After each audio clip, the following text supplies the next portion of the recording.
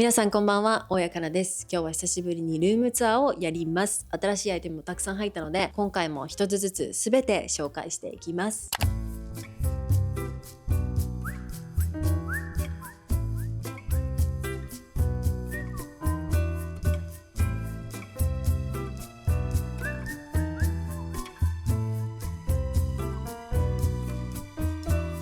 まずは大物からいきたいと思います。こちらカッシーナのソリアナっていうソファーなんですけど、これは私のムードボードにずっと入ってて、もういつか手に入れたいって思ってたドリームソファーなんですけど、もう作ってなかったのでヴィンテージで手に入れるしかないかなと思ってたんですけど、カッシーナがまた製造を開始したというニュースを聞きつけて、すぐオーダーしに行きました。オーダー制なので生地が選べるんですけど、この生地とあともう一個真っ白の生地とすっごい迷って、あんまり白くてもなとか壁の色との相性もあるしなと思ってこっちにしたんですけど、結果これにしてすごい良かったなと思ってます。この丸みのあるフォルムとソリアナといえばこのフレームがめちゃくちゃかっこよくって、本当に見るたびに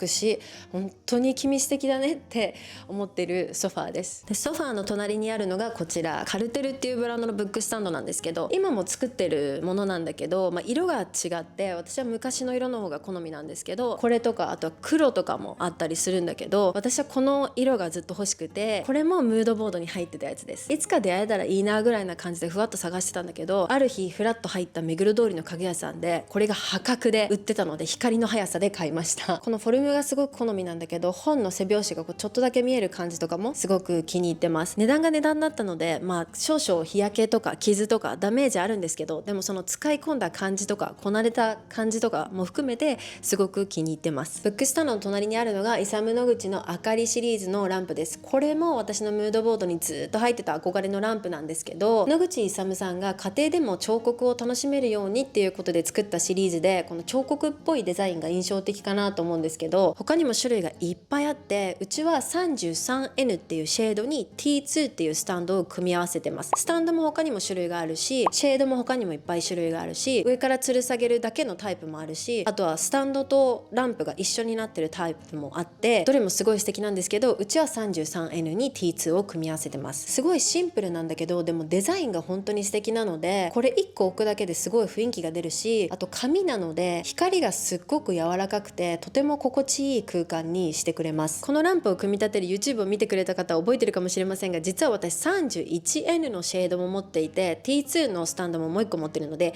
2セットあるんですけど、なんでこっちの 33N をリビングに選んだかっていうと、ソファーとか他のものも含め丸いラインがうちには結構リビングルームで多いので、ちょっとカクカクしたラインも入れたいなっていうことで 33N をリビングの方には選びました。その隣がこちら、これが私の母国であるブラジルで最も愛された建築家と言われているイタリア出身のリナボ・バルディっていう建築家の方がいらっしゃるんですけど、彼女が作ったキリンの椅子っていう椅子です。彼女の代表作としてはサンパウロ美術館とか、あとは彼女の自宅ガラスの家とかが有名かなと思うんですけど、ブラジル大使館の地下に展示スペースがあって、そこでよくねブラジルにゆかりのあるアーティストの展示がやってるんですけど、そこで彼女の展示をやっていて、でそれを見に行った時に彼女が作った建築物とかをいっぱい見て、で彼女が作った家具も見させてもらって、いつか自分も自分のルーツにゆかりのある家具を迎え入れられたらいいな、彼女の作品だったらいいなって思っていて、でもなかなか手に入らないっていうことだったので、ご縁があればと思ってたんですけど、ある週末両親が東京に遊びに来てて、六本木のミッドタウンのロンハーマンに行ったの。そしたらそこでたまリナのポップアップをやってて、たまたまこの椅子が売ってて、嘘と思ってすぐ買いました。両親が来てた週末に出会えたのもすごく嬉しかったし、プレーンの木の家具がすごい多いんですけど、彼女の作品はこの黒だったっていうのもすごくいいなと思ってて、自分のリビングの家具とも相性がいいし、一見すごいシンプルなんですけど本当いろんなこと考えられて作ってるなっていうバランス感だし、あと背もたれのところもちょっと工夫があったりとか、本当にすごい愛着着が湧いてる椅子です。でそのお隣がハンス・J・ウェグナーのフラッグハリアードチェアっていう椅子です。これこそ私のムードボードにずっと入ってた、もういつかと思ってたアイテムで、この子に関してはもう本当に特別な思いがあります。もううちにある家具の中で一番好きかも。どれも大好きなものを集めてるんですけど、これはちょっと格別です。本当どこを切り取っても美しいフォルムだし、スチールとロープとレザーっていう異素材を混ぜていながらまとまりがあって、マスキュリンなんだけどでもフェミニンで本当に美しいし、こう見えてめちゃくちゃ座り心地がいいの。一見あんまりなんかどうなの、あんま良さそうじゃないんだけどって感じだと思うんだけど、寝落ちしちゃうぐらい座り心地がいいです。もうここに座って携帯いじったりとか本読んだりとかしてる時間が本当に幸せな時間です。その隣にあるこの奇妙なアイテムが、これがグスタフのブックスタンドです。彼の作る家具とか雑貨とかすごく可愛くてずっとフォローしてるんですけど、なかなか日本で見る機会がなくって、でもこれもたまたま入ったビームスでセレクトで置いてて、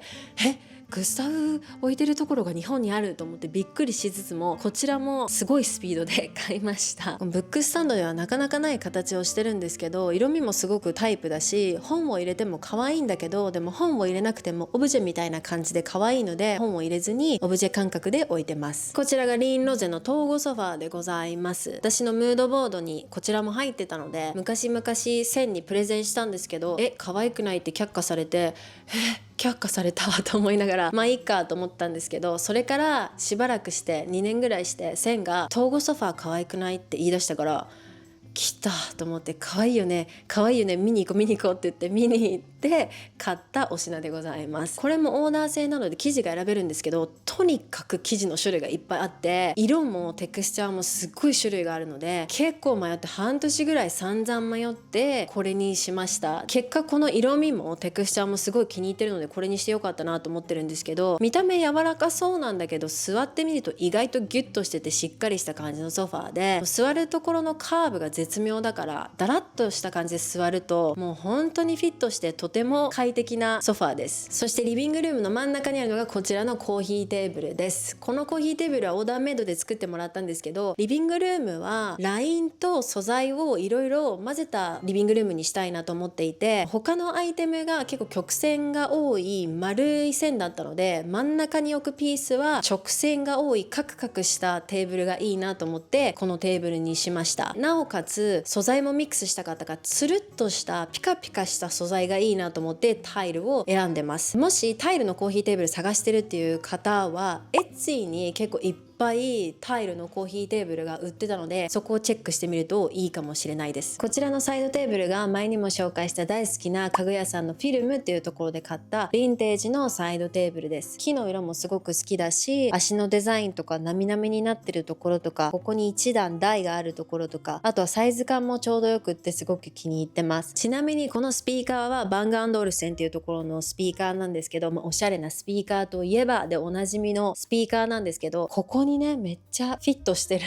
のここがいいんじゃない、置き場所と思って置いた時に、もうここしかない、完璧と思って、それ以来ここにずっと置いてあるんですけど、このスタンドは新しいモデルが出た時に記念して仮木とコラボしたスタンドで、このスタンドもねこのサイドテーブルとすごいマッチしてていいなと思ってます。このサイドテーブルの上にあるメンバーがですね、こちら花瓶なんですけど、これもサイドテーブルを買ったタイミングでフィルムで買いました。結構もう一目惚れぐらいの勢いですごく気に入った花瓶なんですけど、これとすごく相性がいいから、もうこれの上に置こうってイメージしながらゲットしました。お花を生けてなくてもすごい可愛いんですけど、お花を生けてもすごく不思議で、一輪挿しと花瓶を一緒に楽しめるような感じでとても素敵な花瓶でございます。こちらが私が好きでよく行っているライフスタイルショップのスパイラルマーケットってとこがあるんですけど、そこでポップアップって言ったらいいのかしらをやってた市岡康さんっていう方の作品です。すごく気に入ってこの子をゲットしたんですけど、他にも可愛いものがいっぱいあって、お皿とかもあるんだけど、うちにもっと迎え入れたいなと思ってるので、また展示の機会があったらぜひ行きたいなと思ってます。こちらのキャンドルとキャンドルカバーはアドミシオンのもので、このキャンドルカバーのブラウンがこのサイドテーブルとすごく相性が良くて気に入ってます。この辺はブラウンエリアとして固めてます。こちらが棒コンセプトのオットマンなんですけど、ど、ソリアナのソファーと相性がいいオットマンが欲しいなと思ってこの素材のオットマンを選びました。結果的にはラグにも東郷のソファーにも他にもいろいろ相性が良くてすごく気に入ってるオットマンです。最後はラグです。ラグは最近変えたばっかりなんで覚えてる人も多いかもしれませんが、こちらは虎ノ門ヒルズにあるセレクトっていうセレクトショップでよく家具のポップアップをやってるんですけど、ラグのポップアップをやってた際に一目惚れをしてこのラグをゲットしました。まずこの色味がすっごいタイプなんだけど、一色でありながら模様があっていろんな表情があるのと差し色に黒が入ってるっていうところがすごく気に入ってます。これで一旦リビングエリアのアイテムは全て紹介したかなと思うんですけど、リビングエリアを作る時に意識したのがムードボードにずっとあったドリームアイテムたちを主役にしながら、面積が大きいものに関しては同じ色味の方向性で揃えて締め色に黒とかブラウンとかを差し込んでます。あとは素材のミックスはすごい意識していて、木のものがあって布のものがあってタイルがあって鉄があってレザー紙っていう感じで素材を結構いっぱいミックスすること、あと表面もザラザラとかツルツルとかっていうのをいっぱい混ぜ込みたいなっていうのと、あとさっきも話してたラインの話、曲線のものがあって直線のものがあって曲線と直線が混ざったものがあってっていう、そのバランスを結構意識してリビングエリアは作ってみました。